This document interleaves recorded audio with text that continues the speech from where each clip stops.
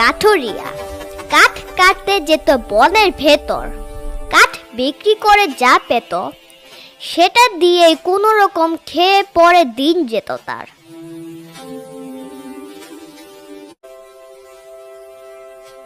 একদিন কাঠুরিয়া গেল নদীর ধারে।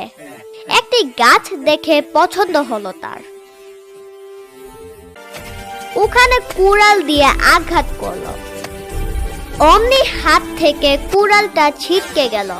কাঠুরিয়ার কুড়াল গিয়ে পড়ল নদীতে।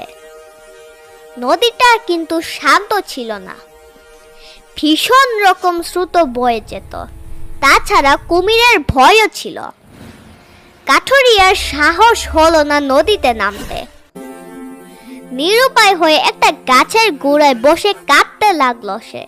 কুড়াল ছাড়া তো কাঠ কাটা যাবে না, আর কাঠ কাটতে না পারলে ঘরে চুলা জ্বলবে না, চুলা না জ্বললে পেটে খাবার জুটবে না।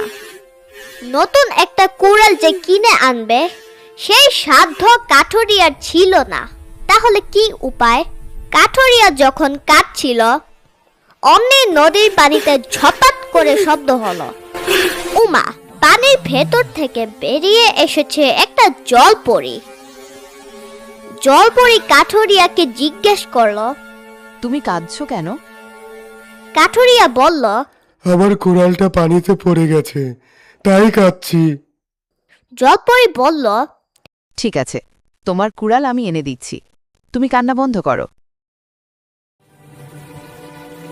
জলপরি আবার ঝপাত করে পানিতে ডুব দিল। তুলে আনলো একটা সোনার কুড়াল। পরি জিজ্ঞেস করলো, এটা কি তোমার কুড়াল? কাঠুরিয়া অবাক হলো।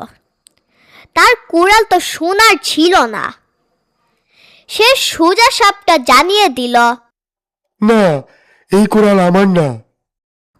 আবার পানিতে ডুব দিয়ে একটা রূপার কুড়াল নিয়ে এলো জলপরি।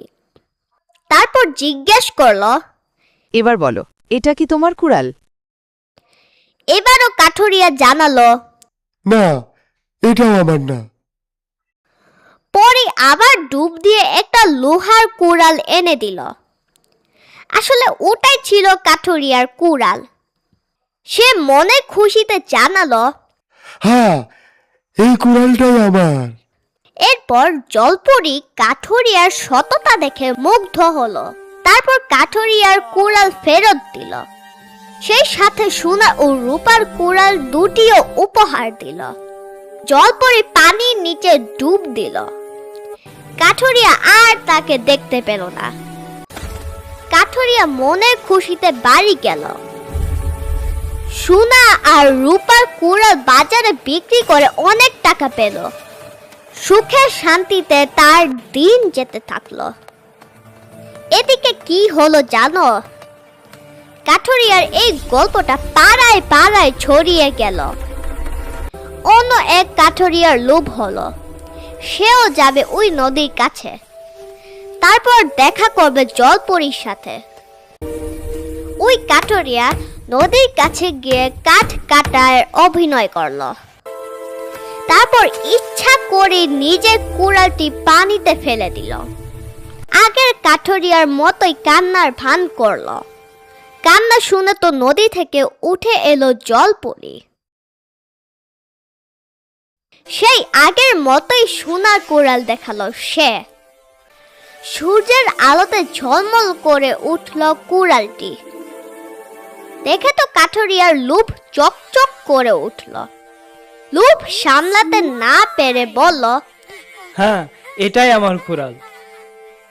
কাঠুরিয়ার কথা শুনে জলপরি টুপ করে ডুব দিল। তারপর আর দেখা গেল না তাকে। লোভী কাঠুরিয়া হাই হাই করতে শুরু করলো। সে বুঝতে পারলো মিথ্যা বলতে গিয়েই তার এমন দশা হয়েছে।